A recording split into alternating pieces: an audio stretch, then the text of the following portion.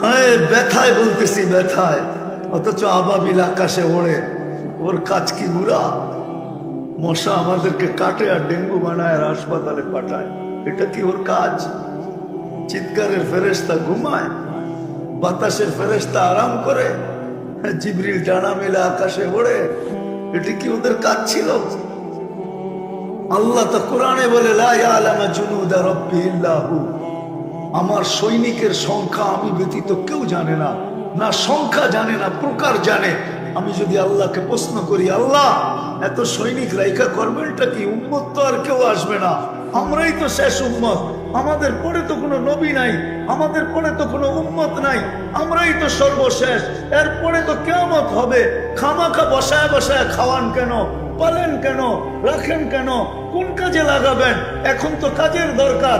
আপনি কি দেখেন না ফিলিস্তিনে চোখের পানি শেষ, এখন রক্ত ঝরতেছে?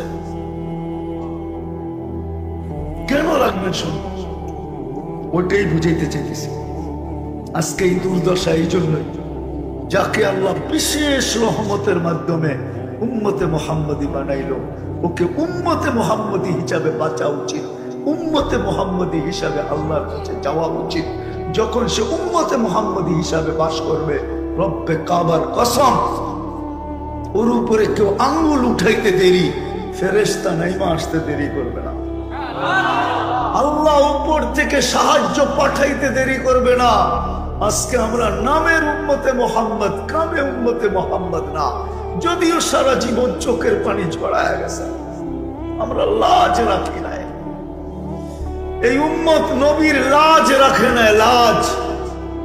বলে না, বেটা জন্ম তো দিলাম তোকে, মানুষ তো করলাম, তুই তো ইজ্জত রাখলি না। আজকে আমরা নবীর ইজ্জত রাখি না, সারা জীবন চোখের পানি জড়ায় গেছে। নরসিংদীর মানুষ, যুবকরা কান খুলা শোনো, আমরা ইজ্জত রাখি না, না আল্লাহর রাখছি না নবীর রাখছি, আল্লাহর ইজ্জত রাখি না।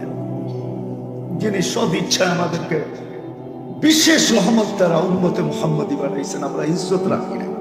যদি ইজ্জত রাখতাম, হায় হায় হায়, আল্লাহ জানে আমি কেমনে বুঝাবো জাতিকে, কেমনে বুঝাবো যুবকদেরকে, কেমনে বুঝাবো মা বোনদেরকে, কেমনে বুঝাবো আপনাদেরকে। উঠাউঠি না করি, উঠাউঠি কথা লম্বা হবে না। আমি শেষ জায়গায় চলে আসছি। আমরা ইজ্জত রাখি নাই, লাজ রাখি নাই, নবীর লাজ রাখি নাই, ইজ্জত রাখি নাই।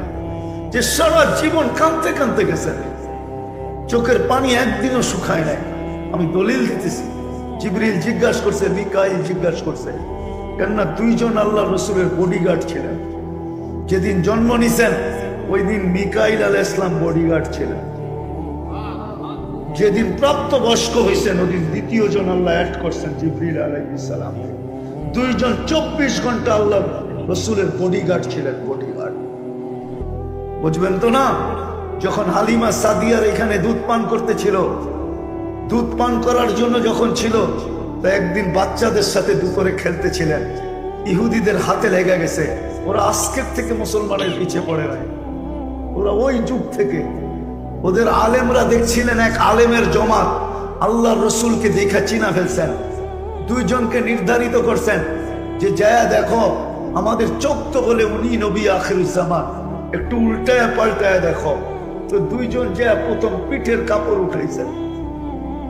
ওই সময় দেখেই চিৎকার দিয়া বলছেন, আল্লাহি ইন্নাহু হু, এটাই ওইটা।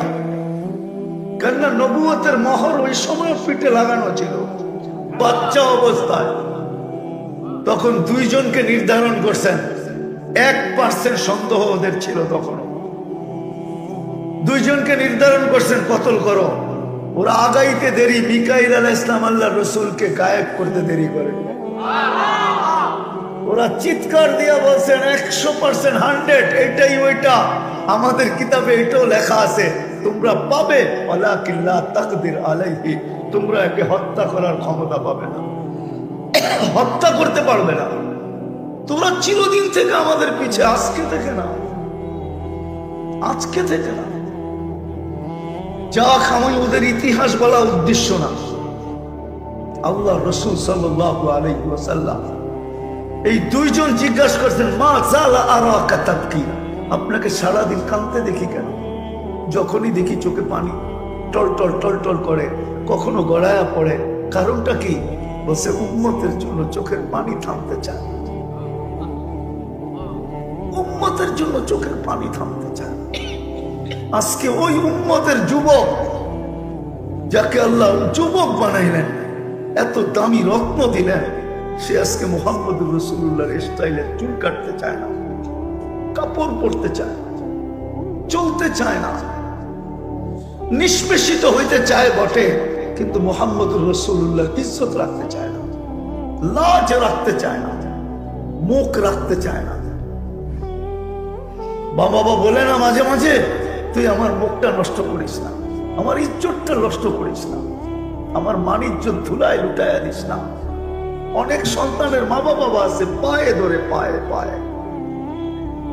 এই শব্দ তো নবীর জন্য শোভনীয় না, কিন্তু হাদিসের শব্দ পাওয়া যায়, তর্জমা করলে এরকমই হয়। যদি সাদা মাঠা তর্জমা করি, আমি কঠিন শব্দ আপনাদেরকে বলতে চাই না, তাইলে বোঝা যায় নবীজিও চিৎকার দিয়ে গেছেন।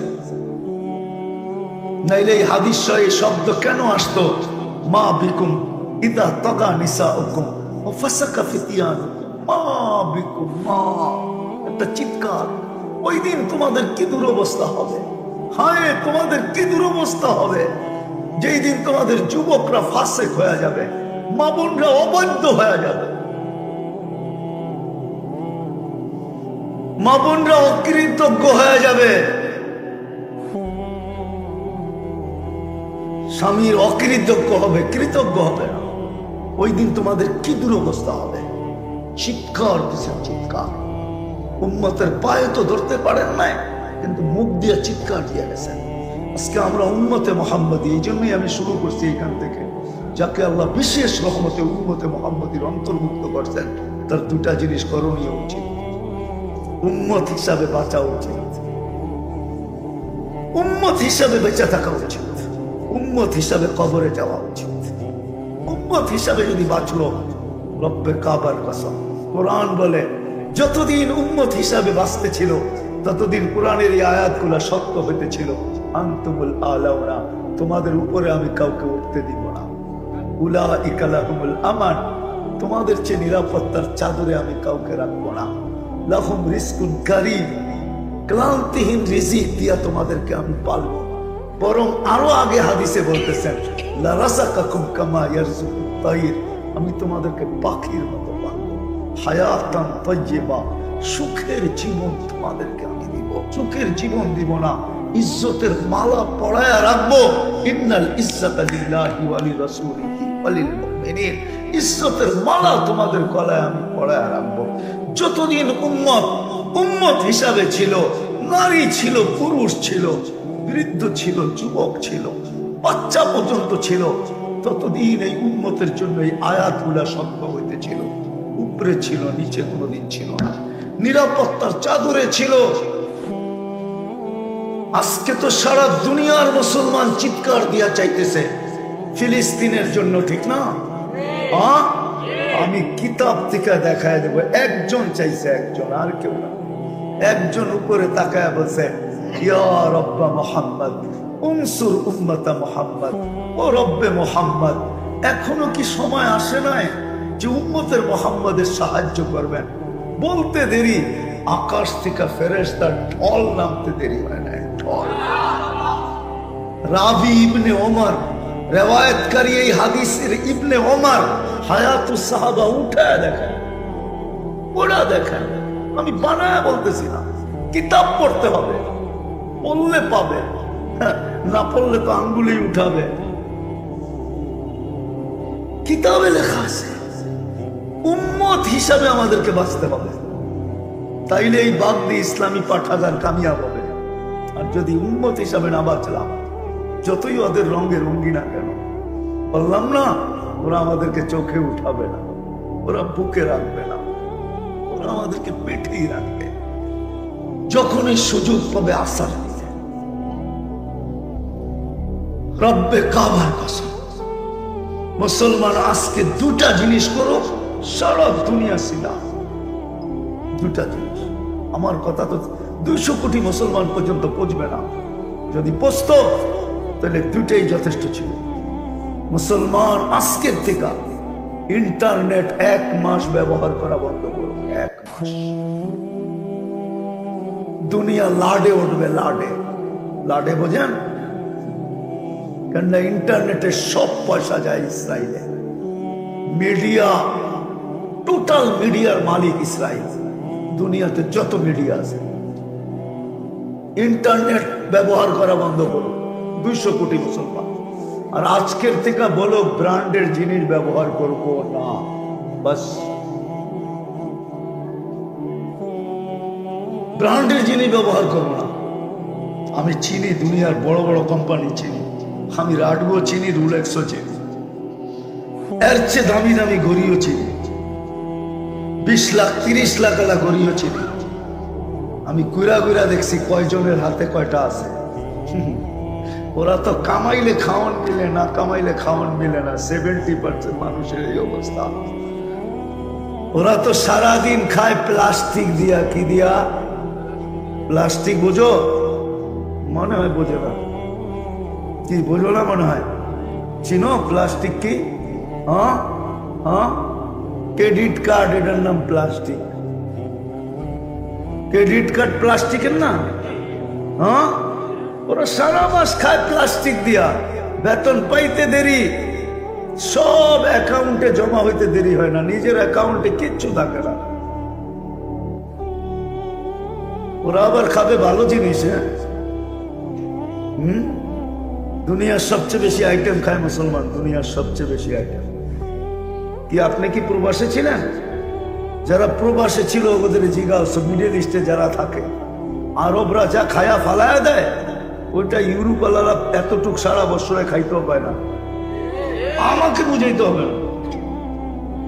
কেউ যদি থাইকা থাকে তাহলে জিজ্ঞাসা করেন, কেউ ছিলেন মিডল ইস্টে? প্রবাসী আছে কেউ এখানে? হ্যাঁ, পুরা একটা বকরি লয় 5-6 জনে একটু একটু খায়া, বাকি সব কিসে বড়ে আর ফালায়া দেয়। ঠিক না? হায় হায় হায় হায়, সত্য এটা।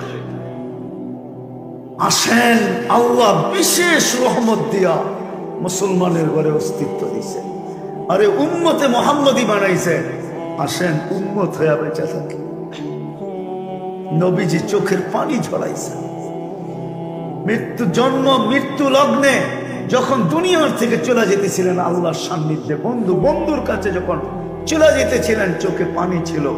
নয় ফ্যামিলির জন্য ছিল না, হাসান হোসাইনের জন্য ছিল না, উম্মে কুলসুমের জন্য ছিল না, আলী ফাতেমার জন্য ছিল না। জিবরিল জিজ্ঞাসা করছে, কাঁদেন কেন? বলছে, ফামাল্লি বাদি লি উম্মতি। ফ্যামিলির জন্য কান্না না, হাসানের জন্য কান্না না, হুসাইনের জন্য কান্না না, আলী ফাতেমার জন্য কান্না না, কুরাইশের জন্য কান্না না, হাসেমের জন্য কান্না না, আরবের জন্য কান্না না, আমার উম্মতের জন্য কান্না। আমার উম্মতকে কে দেখা রাখবে? কে দেখা রাখবে? আল্লাহ গ্যারান্টি দিছে, আমি দেখা রাখবো। আসেন, লা আতরুকু উম্মাতাকা ওয়াহদা ওয়ালা ফারদা। আপনার উম্মতকে আমি একা ছাড়বো না, একা রাখবো না, আমি দেখা রাখবো। আমি দেখা রাখবো। আসেন, কবর থেকে যখন উঠবে, উঠেই জিজ্ঞাসা করবে জিবরিল, আইনা উম্মতি, আমার উম্মত কোথায়? একা উঠাবে ওনাকে সর্বপ্রথম। জমিনের উপরে কেউ উঠবে না, উনি উঠবে। যেই নবী কিয়ামতের মাঠে, হায় হায়, ওইটা বলবে উম্মত কোথায়? বিচারের মাঠে যে বলবে, হিসাব কিতাব কিভাবে নিবেন আমার উম্মতের? আল্লাহ হাসবে আর বলবে, বন্ধু সবার যেমন নেই আপনারটাও নিব। তো চিৎকার দিয়া বলবে, আমি লজ্জিত হয়ে যাব, আমার উম্মতের ভুল ত্রুটি সবাই জেনে ফেলবে। তাইলে আপনি আমাকে অঙ্গীকার দিলেন কেন? লা ইউখজিকা ফি উম্মাতিক, আপনার উম্মতের ব্যাপারে আমি লজ্জিত করব না। তাহলে আপনি আমাকে অঙ্গীকার দিলেন, তো দিলেন কেন? আল্লাহ হাসবে আর বলবে, বন্ধু তাহলে কিভাবে নিব? তা আল্লাহ রসুল বলবে, আমাকে নিতে দেন, আমি নিব। আল্লাহ জবাব দিবে, বন্ধু উম্মতের বড় বড় ভুল ত্রুটি দেখলে আপনিও তো মাথা নত করে ফেলবেন, তাইলে তো অঙ্গীকার ঠিক হবে না। আমি বলছি আপনার চেহারায় বাজ করতে দিব না। বন্ধু আশ্বস্ত থাকেন, আপনার উম্মতের হিসাব কিতাব আমি পর্দার ভিতরে নিব, কাউকে জানতে দিব না। ও যুবক একটু বুঝো, দুনিয়াতে চেয়ার পাওয়ার জন্য মানুষ ঘৃণা করে। চেয়ার বোঝো তো কি চেয়ার? হ্যাঁ, এই প্লাস্টিকের চেয়ার, এটাও তো ভালো, এটার ভিতরে কিন্তু সার পোকা হওয়ার কোনো আশঙ্কা নেই। থাকবে তো থাকবে কোন জায়গায়, ওটার ভিতরে সার পোকা হয়। এই চেয়ার একটা মেম্বরি চেয়ার পাওয়ার জন্য, ইউনিয়ন পরিষদের চেয়ার পাওয়ার জন্য মরতে রাজি, মারতে রাজি, সন্তানকে এতিম করতে রাজি, নববধূকে বিধবা করতে রাজি, মা বাবার বুক খালি করতে রাজি, অথচ মাকামে মাহমুদ পাবে। কিয়ামতের দিন আল্লাহ বন্ধুকে মাকামে মাহমুদ দিবে। কোরআন দিতেছি আরকি, ফাতাহাজ্জাত বিহি নাফিলাতাল লাক আসা আইয়াবআসাকা রাব্বুকা মাকামা মাহমুদা। মাকামে মাহমুদ দিবে, কিন্তু ওই চেয়ারে বসবে না। আল্লাহ জিজ্ঞাসা করবে কেন বসবেন না? বললে বসি যদি চেয়ারে, তাহলে উম্মতকে অঙ্গীকার দিয়ে আসছি, ওয়াদা দিয়ে আসছি, প্রতিশ্রুতি দিয়ে আসছি, কানে কানে বলে আসছি, হাউজে কাউসারে সাক্ষাৎ হবে, আমি নিজের হাতে তোমাদেরকে পানি পান করাবো। বৈশা পড়লে উম্মতকে কে পানি পান করাবে? আমি চাই না উম্মত অপেক্ষা করুক, আমি চাই আমি উম্মতের জন্য যাই অপেক্ষা করি। উম্মত আসতে দেরি, পানি পান করাইতে যেন দেরি না হয়। চেয়ারে বসবে না, তিন জায়গায় ছুটতে থাকবে। হাউজে কাউসার থেকে মিজানে, যেখানে মাপ হবে, মাপতল হবে, ওয়ানাজাউ মাওয়াজিনাল কিসতা লিয়াউমিল কিয়ামা, ওই পাল্লার ওইখানে ছুটবে, আবার ওইখান থেকে পুলসেরাতে ছুটবে। উম্মত পার হইতে না পারলে ও যুবক দুরুদের কাঠি মাথায় দিয়া পার করায়। এইখানে তো এক যুবকও নাই যে ডেলি একবার মনের থেকে দূরত পড়ে। কয়জন আছে হাত উঠা? পড়ি, ডেলি পড়ি, আলহামদুলিল্লাহ নামান। এত বড় বড়রা যুবকরা তো উঠাইতে পারবে না, ও তো ডেলি একবারও দুরূদ পড়ে না, একবারও দুরূদ পড়ে না। এতটুক বিবেক বুদ্ধি কি নাই? যিনি এতটুক করলো আমাদের জন্য, সময় তো নাই। হায়, নাইলে খোলা যেত। আবার যখন দিদি কোনোদিন আসি, তাইলে হয়তো আবার যখন কোনোদিন আসবো তখন খুলবো যে তুমি পাইলা তো পাইলা কি, উম্মত হওয়ার কারণে বেনিফিট হইলো তো হইলো কি। আজকে উম্মত জানে না। যুবকরা সারা রাত্র আনলিমিটেড দেখে, সব গান্দা, ঠিক না? কোন বাড়ি এখানে আছে যে বাড়িতে ওয়াইফাই না আছে? অধিকাংশ বাড়িতেই তো ওয়াইফাই আছে, ঠিক না? পারে তো না রিক্সাওয়ালা রিক্সায় ওয়াইফাই লাগায়। আমার মনে হয় কয়েকদিন বাইচা থাকলে এটাও দেখবো যে রিক্সায় ওয়াইফাই লাগানো আছে। বাসে যখন আসে তো রিক্সায় হবে না কেন? সিএনজি তো হবে, ঠিক না? বড় বড় লোকের গাড়িতে ওয়াইফাই লাগানো আছে। আনলিমিটেড দেখতে চায়, আনলিমিটেড। কি দেখো যুবক, বলো আমাকে। উম্মতের কাজ এটা। তুমি নির্যাতিত হবে না তো হবে কে? তুমি নিষ্পেষিত হবে না তো হবে কে? তোমার যৌবন হারাবে না তো কার যৌবন হারাবে? বাবা কেন অস্তিত্বে আসছে? যেই দেশে বাবা হয় ওই দেশে কয়জন বাবা খায়? আমাকে চিনাইতে হবে না, আমি জানি বাবা কই হয়। বার্মাই তো বাবা হয়। যাও বার্মার কয়জন যুবক বাবা খায় দেখো। আজ পর্যন্ত প্রতিরোধ হয়েছে বাংলাদেশে, যুদ্ধ ঘোষণা করেও তো পারতেছে না, ঠিক না? কি মাদক আসক্ত বাড়তেছে না কমতেছে? হ্যাঁ হ্যাঁ, যেই দেশ থেকে ডাইল আসে ওই দেশের মাইশও তো ডাইল খায় না, ঠিক না? আমি কি জানি না? হয় হয়, তুমি যৌবন হারায় দিতেছ, অথচ আল্লাহ কিনতে চাইতেছে। আল্লাহ চাইতেছে তোমার জন্য আরশের নিচে সুপার ডিলাক্স গ্যালারি বানাবে। হাদিসে আছে, সাবাতুন ইয়াজিল্লুহুমুল্লাহু তাহতা দিল্লি ইয়াওমা লা দিল্লা ইল্লা দিল্লু শাবুন নাশা ফি ইবাদাতিল্লাহ। যেই যুবক যৌবনের দাম দিল, ওইখানে তো ছায়ার কথা আছে। আমি ওইটাকেই বললাম সুপার ডিলাক্স গ্যালারি। তোমারটা আলাদা হবে, আলাদা। দুনিয়ার গ্যালারির মতন না, সব জান্নাতি খাওন খাইতে থাকবা আর হিসাব কিতাব দেখতে থাকবা। ওই গ্যালারিতে যে ঢোকে তার হিসাব কিতাব হয় না, তার হিসাব কিতাব তো ভিআইপি লাউঞ্জে হাতে আসবে। সর্বশেষ যাওয়ার সময় অম্মা মান উতিয়া কিতাবাহু বিয়ামিনি, খালি কাঠটা হাতে ধরায় দিব, যে ধরবে তাকে খালি কাঠ দেখাবি, সালাম তিবতুম বলতে বলতে আগে করবে, সালাম তিবতুম ফাদখুলুহা খালিদিন, তোকে সালাম দিতে দিতে জান্নাতে ঢুকাবে। তারপরে 14 তারিখ ওইখানে পার মিনিটে 15 মিনিটে একবার 14 তারিখ হবে জান্নাতে।